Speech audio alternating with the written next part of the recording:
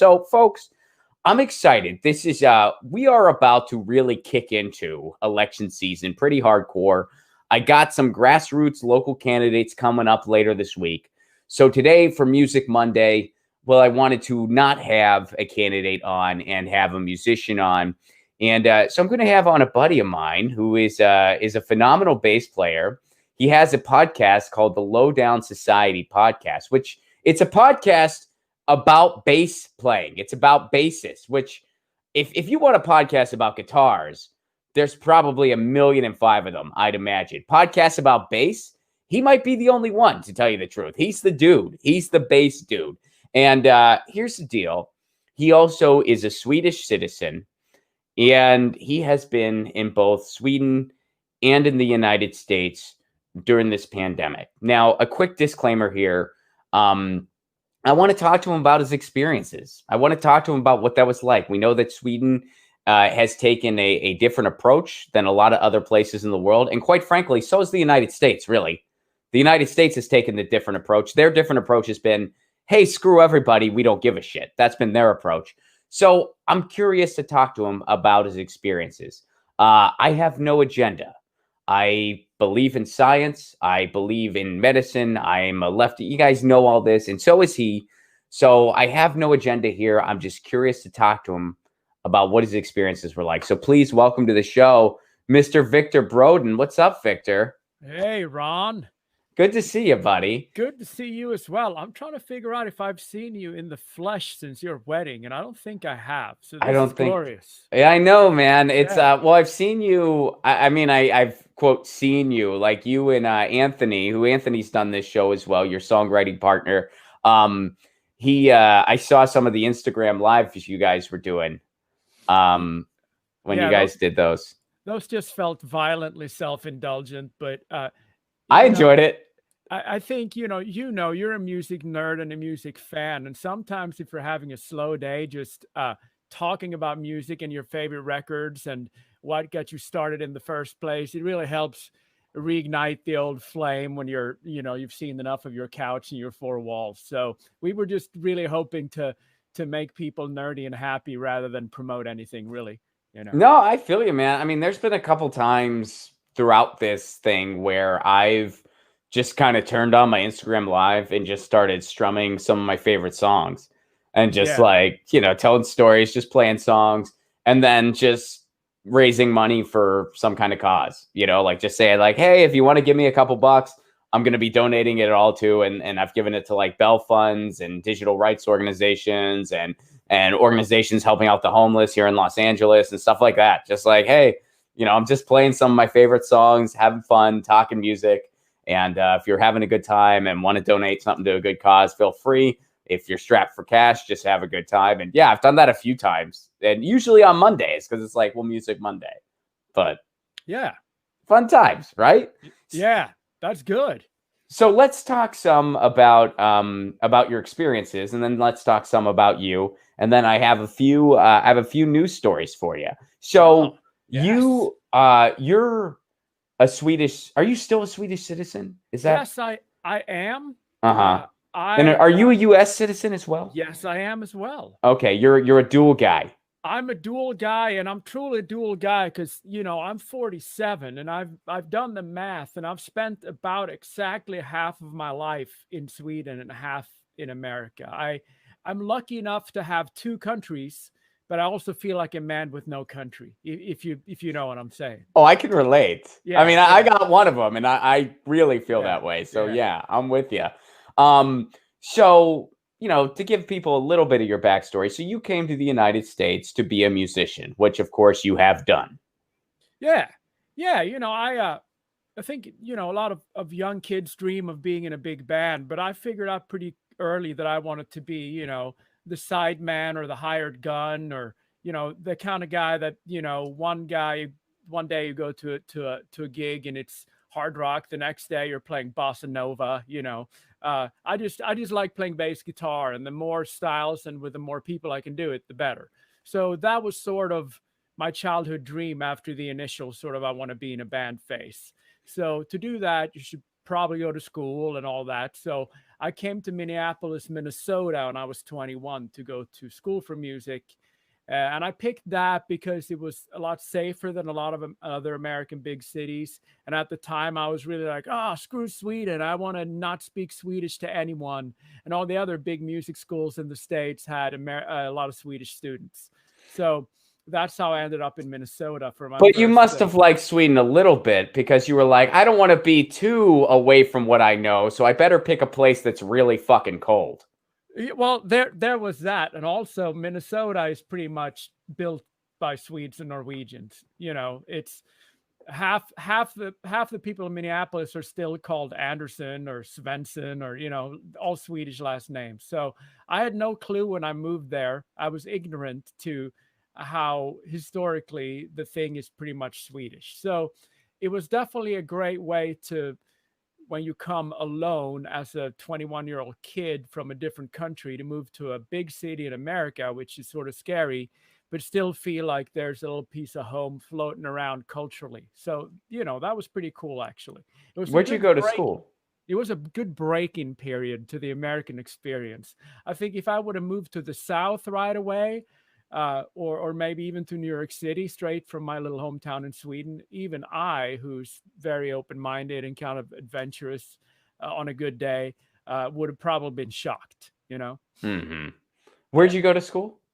A school called Music Tech of Minneapolis. It later became McNally Smith College of Music. And then I continued from there to the University of Miami in Florida, music also. So, yeah. So what drew you to the bass? Like, because I know, I mean, I have like a lot of bass playing friends. You're one of them. And it's one of those things you overlook, just how the bass really dictates the genre that you're playing. Like a bass player can just change a genre at will if they really want to. And if they're a solid bass player who's actually being a bass player and not just, you know, playing the notes. You know what does that make sense? Yeah. I mean, if you're playing in a metal band and all of a sudden you start playing a disco bass line, the whole band's going to just sound like Satan disco. Have you done this before? Did they kick you out of Sweden because you did that? Were you like, because I know death metal was a big deal out there. And did you start doing a disco bass line and they were like, Victor, you either leave the country or we're going to eat you. Have you read about what we do here sometimes? Sometimes we just eat frickin' people. We're going to eat you if you don't go. Yeah, no, I really do. I joke a lot that they did throw me out of the country because I smiled too much and I talk way too much. And it was really nice because in Sweden, everyone always thought I was drunk because I was so talkative and outgoing. And then I got to America and I was the quiet, weird one. So that was a nice transition, you know. That's interesting. All right, so let's fast forward. So you have been in Sweden since the pandemic. And I'd imagine you were going to see family or just... Yeah. You know, ever since I've been here, whenever I go home, it's 10 days to 2 weeks. And it's never in the summer because a lot of times there's a lot of work in the summer for me, freelance musician dude.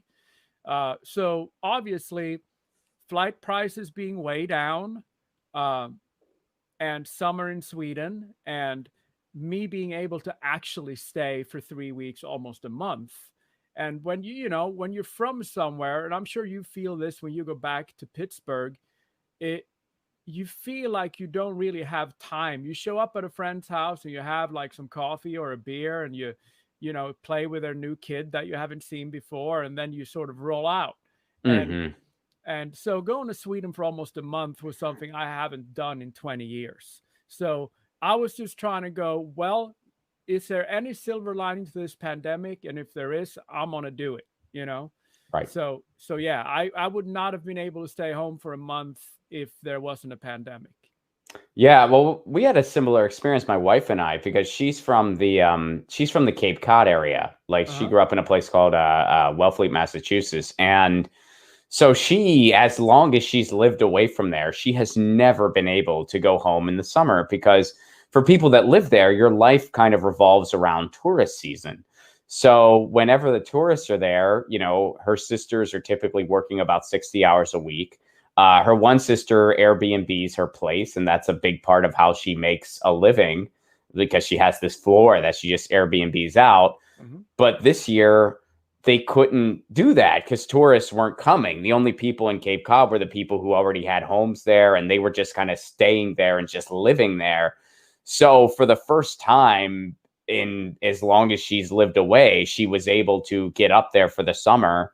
And we were able to just go up there and just help her family out with some housing projects, like just some stuff they wanted to do on the house because they couldn't have tourists there. So they had this space available. So we were just able to get up there for a while. And it was, it was the one kind of like, well, this is like a place where you can actually feel like you're helping out and spending some time with family and getting to do something that makes you think, well, if it wasn't for this pandemic, I wouldn't be able to do this. So I guess this is, a micro way to make lemonade out of lemons, to say, Yep.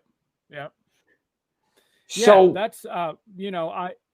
Yeah, that's that's so it was a no-brainer to do it, really. I mean, and I'm certainly respect science and respect COVID and all that, but I had been on a few domestic flights earlier during the pandemic, and I was very impressed with at least the airplanes I was on. This is a personal experience. I know that okay. the internet's filled with pictures of airplanes being completely full, but all the airplanes I had been on before I went to Sweden, they were on Southwest Airlines. I'm not sponsored by them, but I was super impressed. They only sold like a third of the airplane, and it smelled like, a restaurant in the morning right after 15 people throw up. It just smelled of really strong chemicals, and in I was really impressed by that. So I'm like, yeah, if international flying is anything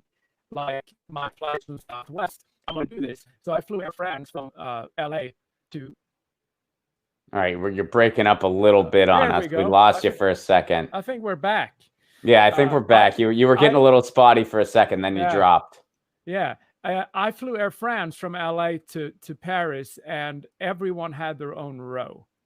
And Okay. a row on those planes are 4 seats. So so that's I flew over there, and I felt very safe as far as the hygiene / cleanliness factor, and of course it can't be perfect, but it was good. So what was Sweden like? I mean, Sweden has taken a different approach, and there's a lot of different takes out there as to why that was and how that was exactly. But what was your experience? Like what's your just overall take on the whole thing? Well, I live in LA, as do you, Mm-hmm. and uh, I'm one of those people that, I have some friends that are very offended by how much life is different in LA. But, I have sort of learned how to work out at home instead of going to the gym. And I don't mind eating at my favorite restaurants, but on a patio instead of inside a room. Like, Mm-hmm. I don't think my freedoms are being taken away because I don't work out in the gym or I eat in a patio instead of inside a room. So I'm very much not in agreement or have any tolerance for people who complain about those things. Mm-hmm.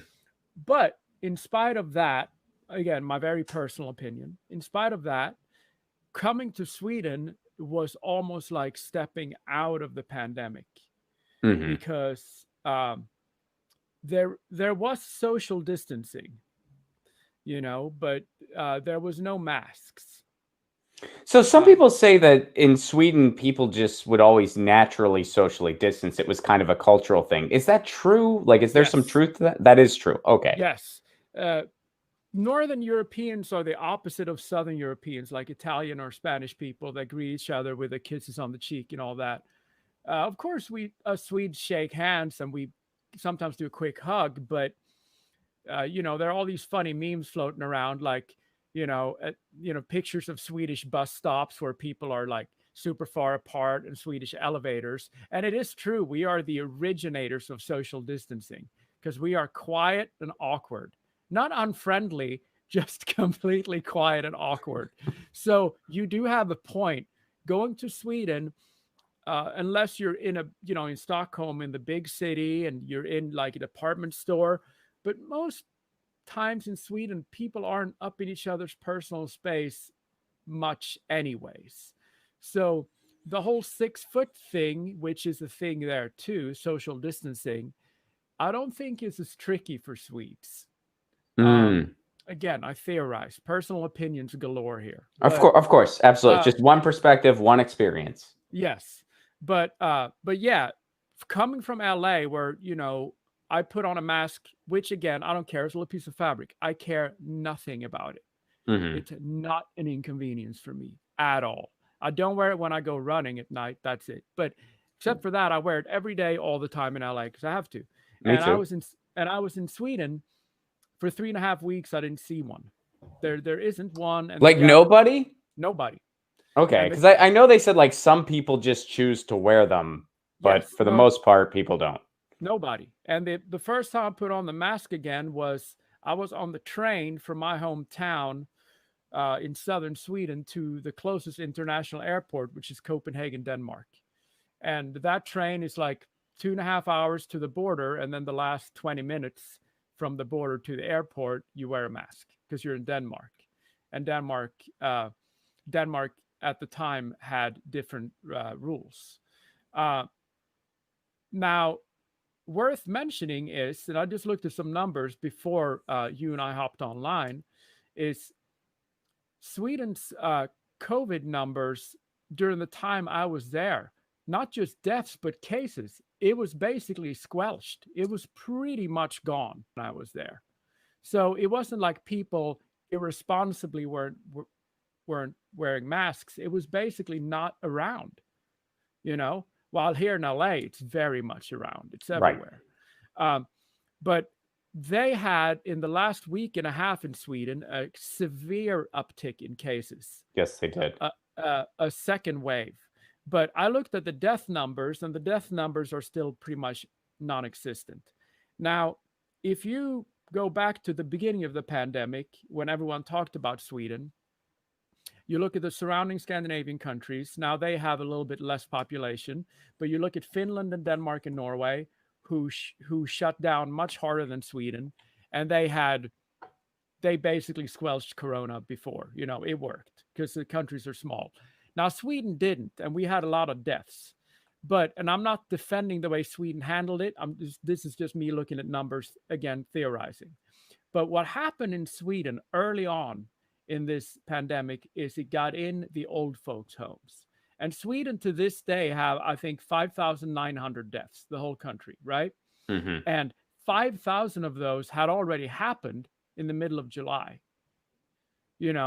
Between May and the end of, or actually between April and June, those first 2.5 months is basically when Sweden had all their deaths. And it got in old folks' homes, and Sweden, who pride themselves in great, of course, government funded care for the elderly, that is a big blemish on our reputation. The fact that our great elderly care let it get into the old folks' home and just run free. So that, from what I can see, the way my birth country, not my home country, but the way my birth country handled it, the biggest mistake wasn't so much out in everyday lives, is they let a lot of old people die in institutions that could have been protected better. So that's what I can gather. But my experience being there, I was there when there was no deaths, barely any cases, and Swedish summer, which is a glorious thing, was in full swing, and it stays light out all night. And how warm does it get up there? Well, it got really warm the few weeks right before I got there. I got there at the end of summer in late August. But it gets nothing like the valley here in LA. Sure. A nice, very hot Swedish summer day, like when they complain that they are about to die, is maybe 84, 85.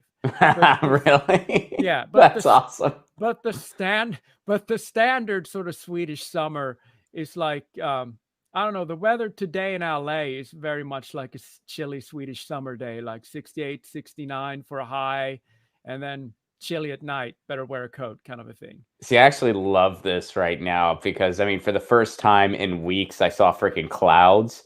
and it felt like fall. And I'm like, because that's the one thing. I mean, you're kind of familiar with where both Anthony and I grew up, Western Pennsylvania, which is a really like Appalachian type place. You get like an autumn, and that's the one thing I really do miss. I don't miss winter. I'm not a winter guy. I'd be happy if I never saw another snowflake in my life. Yeah.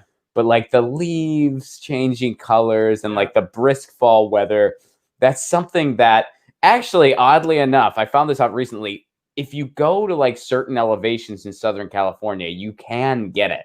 It does exist. Absolutely. Yeah. So I got to go to some of these. Yeah. I've never been to them. I got to try to go to them like within the next month or so. But it does exist here. You can get it. You just have to drive to it. Yeah, and that's the same way with me. I grew up in southern Sweden, so I didn't grow up with winters even like you have in Pittsburgh. I grew up with milder winters than that, but the winters are darker. They have way more rain and way more of that wet, depressing cold.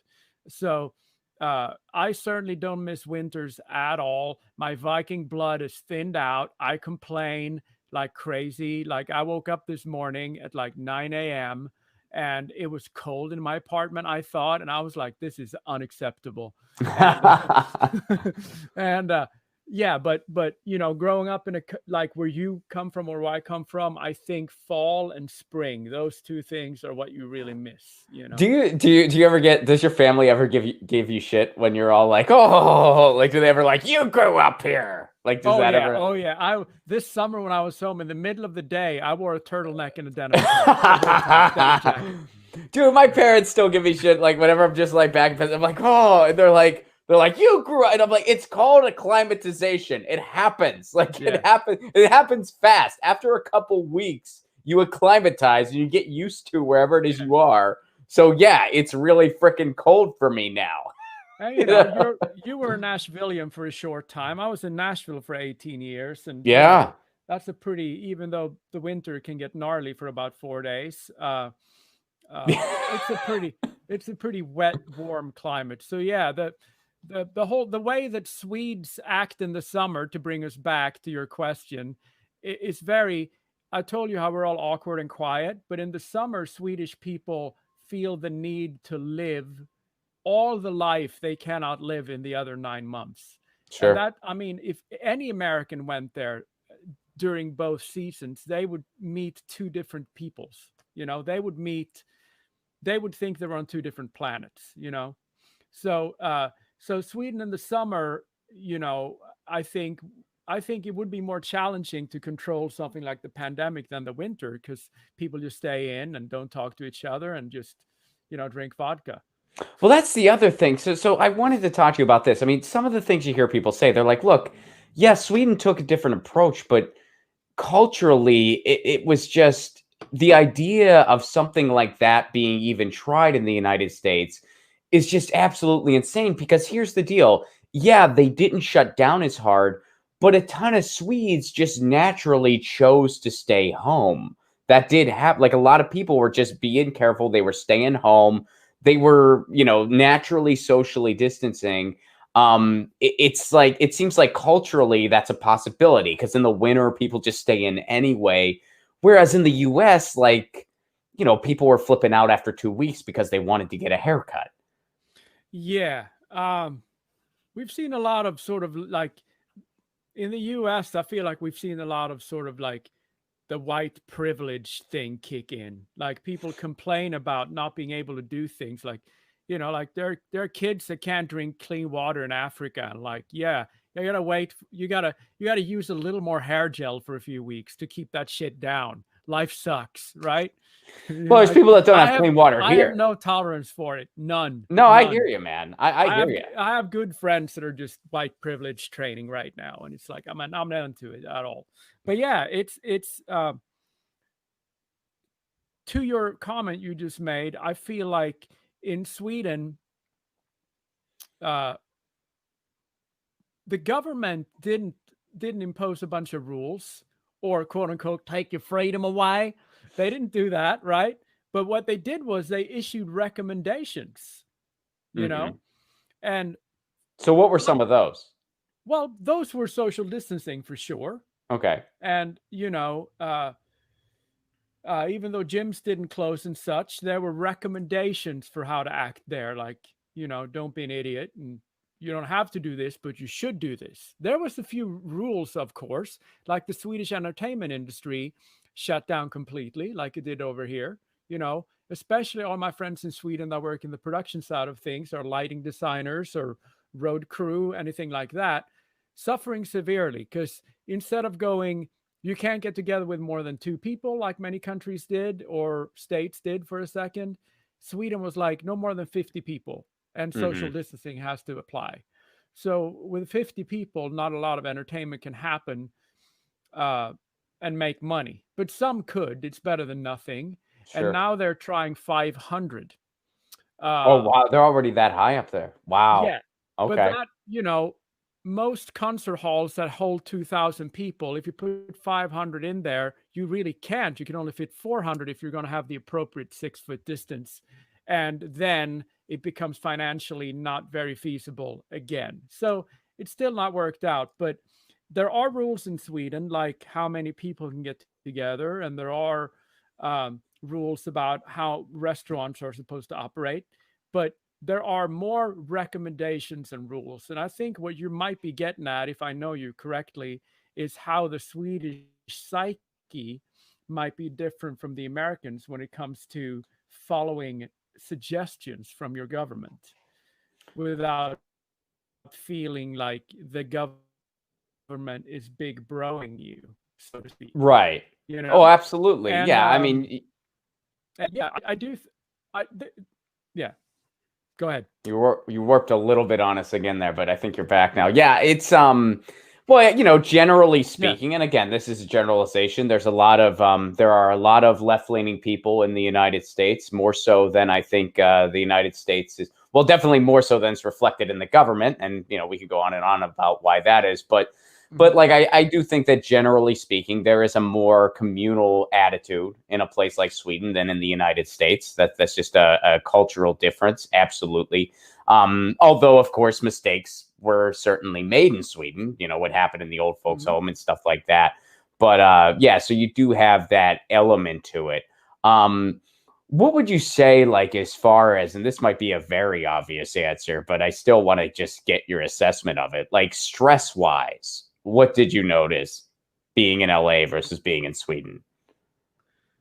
Uh, my personal stress level is like, yeah, when you go to a community or to a country, in this case, that had basically no cases and nothing, and there's no masks, and obviously, when you see people's faces and there's more emotion around you, even though it's Sweden and the emotion isn't like overtly full on, uh, that was certainly calming to me.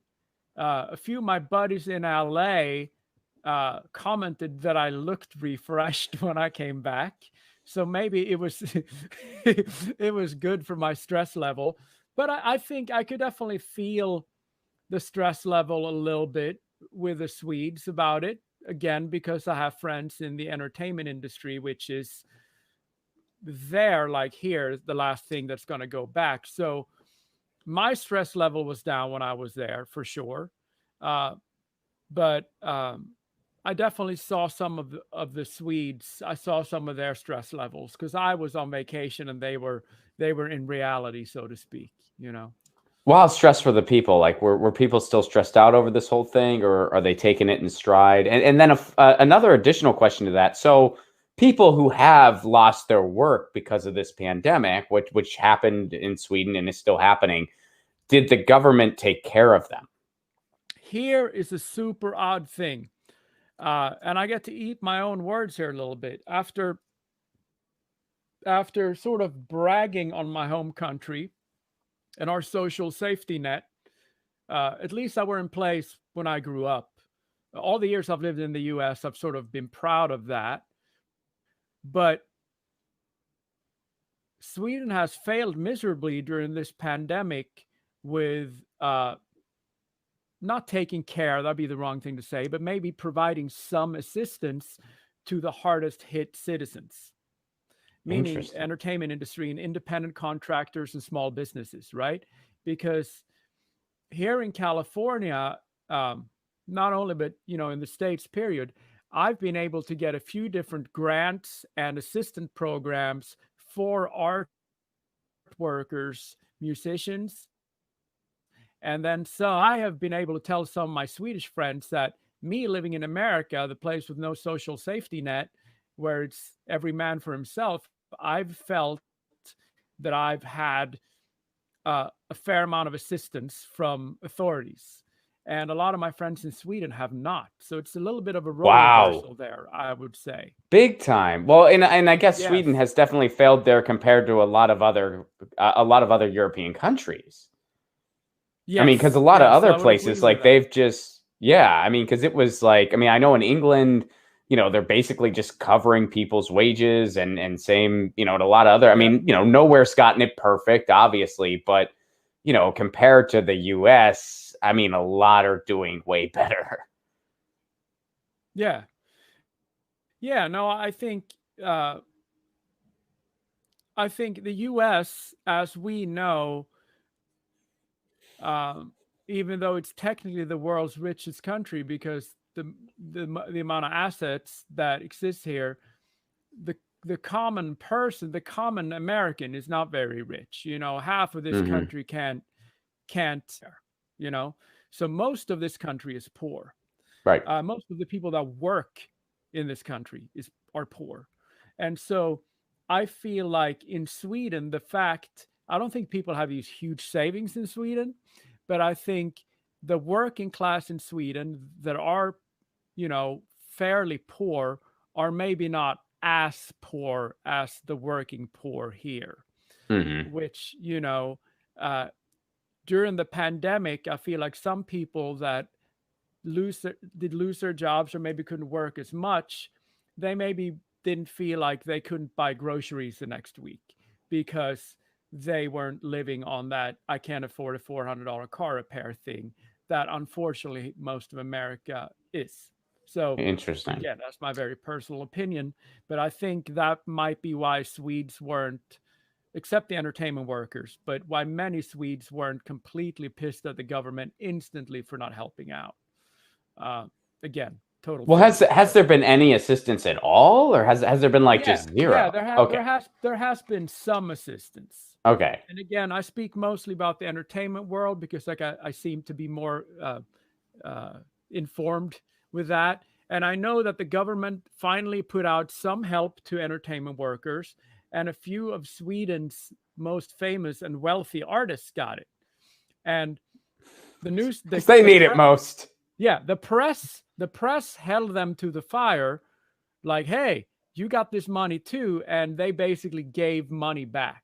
Swedish artists that are, we're talking the artists, you know, the singer with a record deal, not their band members or crew members, but the actual singers with the record deals also got the government assistance. And there was a lot of press in the press for them to give it back, which a few of them did, possibly to make sure, you know, they didn't look bad, but yeah, they were held accountable, some people that got it and shouldn't have been getting it. So I know that much. Get your news on with Ron. Don't you want to know what's going on? We're getting our news on today. Get your news on with Ron. Don't you want to know what's going on? We're getting our news on today. Yeah, yeah, yeah. You can tweet me an article at Ron Placone. We'll go through it together and make